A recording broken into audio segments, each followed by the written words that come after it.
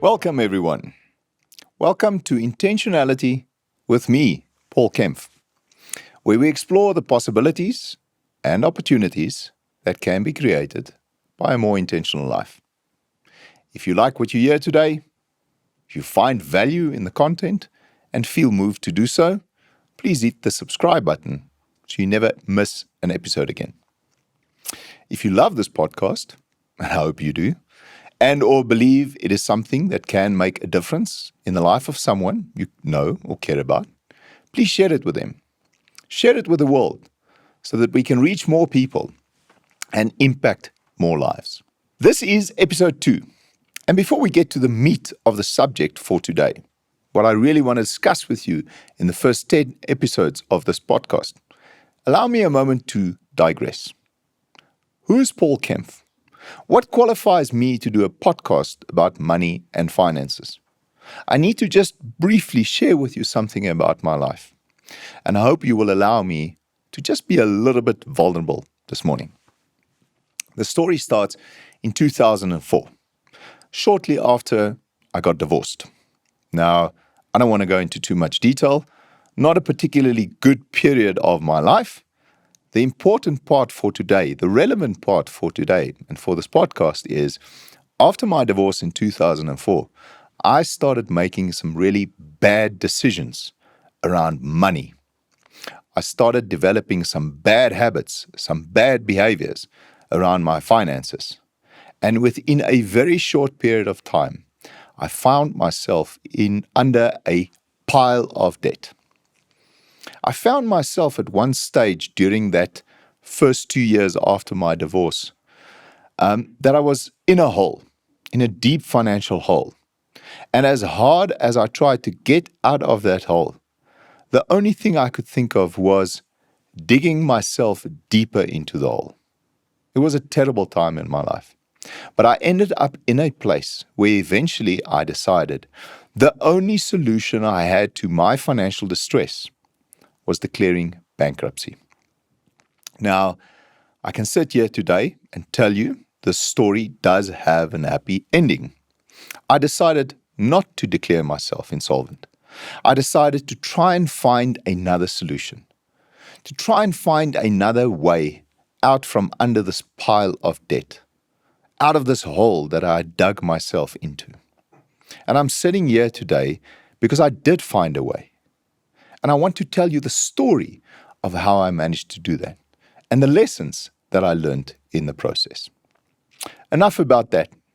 Just one brief thing about my work as well, what I do, because I do believe that also qualifies me to do a podcast about money and finances. I started working at a company called FFG in 2005, a financial services company. And I had 2 roles.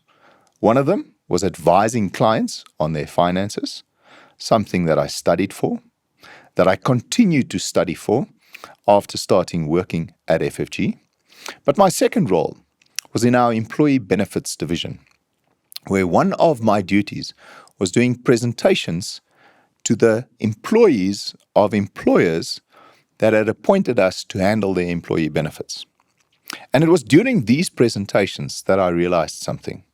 And that is that we were talking to people about their pension funds, their provident funds, their group risk schemes, and their medical schemes.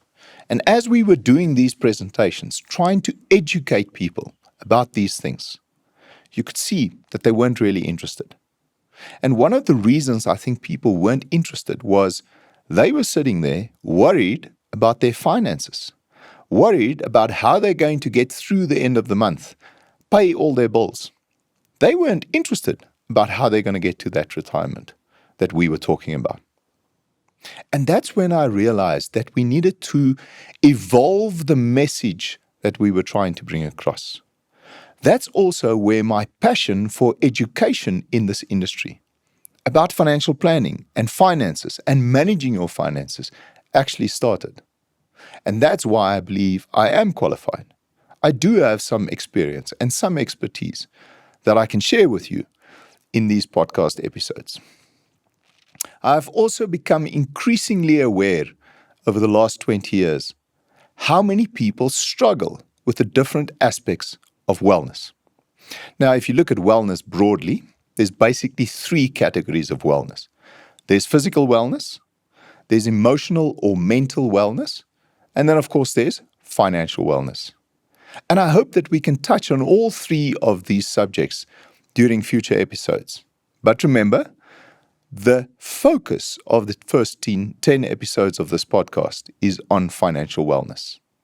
Now, in our industry, employers hear a lot of buzzwords. Things like employee wellness, employee engagement, productivity, efficiency, absenteeism, presenteeism, stress management, burnout. These are all things we talk about a lot. But the bottom line is, if there's something not right in your personal life, it will affect your performance at work. Of that I have no doubt. I've seen it happen too many times. And the problem can sometimes be quite significant. It can end up actually being debilitating. And that is why it's important that we address these different aspects of wellness. So let's continue with our focus today on financial wellness. What is financial wellness? In my opinion, as I've said, you need to start with the basics. First, managing your finances and debt well. Then only moving on to financial planning. In other words, starting with the basics of increasing financial literacy. And I'm going to repeat something I said in the first episode because I think it's worth repeating. Financial wellness is not about how much money you earn. I want you to think today, really sit there and think, what does financial wellness really mean to you?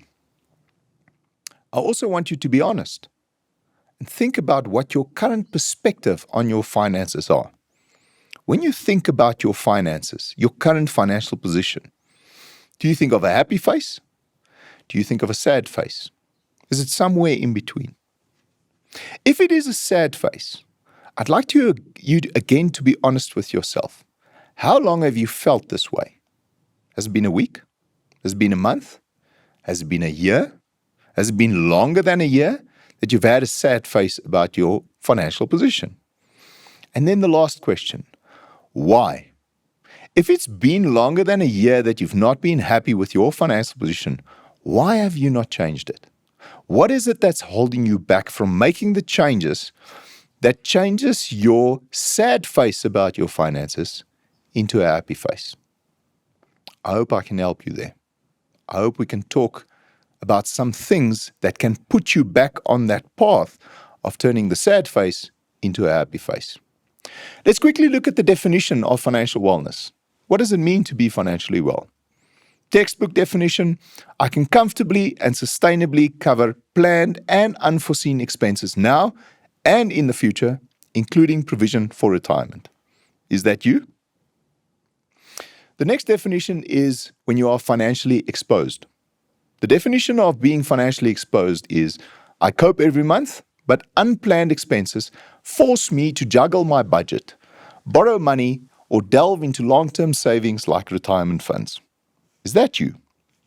And by the way, somewhere in the future, we are going to talk about delving into retirement funds, especially with certain changes in legislation that is coming through in South Africa. The next definition is financially unstable. What does that mean? I miss account payments regularly and seem to borrow more money every year just to get by every month. Is that you? Does that describe where your finances are currently? The last one is being financially distressed. I constantly borrow money just to be able to afford food, my accommodation, and getting to work. Is that a good description of where you find yourself? Let's be honest, the harsh reality in South Africa at the moment, being made far worse by high inflation and high interest rates at the moment, is that the majority of South Africans are not financially well, are highly indebted, and are struggling to make ends meet. So, now we've identified the issue. We've defined the problem. What is the solution? How do we get that sad face turned into a happy face? about your finances. I started giving you the first hint last week. That was change your thinking, change your habits, and develop a financial life plan, a 3-part solution to solving your financial problems. There's 3 components to a financial life plan that I want to look at this week. And here it's important to understand that these 3 components of a financial life plan have a very specific order of priority. And it is absolutely non-negotiable that you follow this order of priority in developing your own personal financial life plan. So let's go through them. The first component of a financial life plan is a budget. That's a non-negotiable first step. The second step is debt management. And the third one, financial planning. Those are your 3 steps.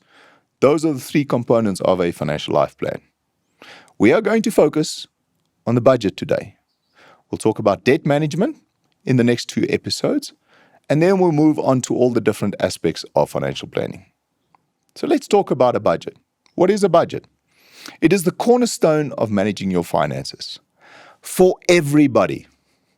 I don't care who you are. I don't care if your financial situation is in distress. I don't care if you are financially well. I don't even care if you're wealthy. A budget is supposed to be something that everybody does. I'll repeat, it's the cornerstone of managing your finances. And to me, it is the fundamental basis of your financial life plan, but also any recovery in your finances that is necessary because you find yourself in distress. So what does a budget look like? A budget has to be planned, it has to be precise, and it has to be in writing. Those 3 are, again, non-negotiables. Doesn't help you have some vague idea of what you spend your money on. It doesn't help it's something that's in your head that you never look at. Use a spreadsheet. Put it on paper. But make sure that you have a planned, precise budget. Now, here's one of the biggest problems with a budget. I know a lot of people have a budget. It's a piece of paper or a spreadsheet that says where they spend their money, how they spend their money. And the problem is, you forget about it. You just go and do what you want. You spend what you want. Then that budget means nothing.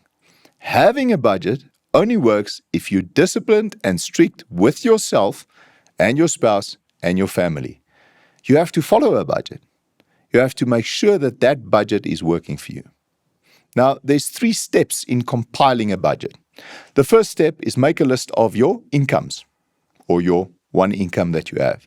Here, you've got to be careful. You need to be conservative. You need to start with certainties.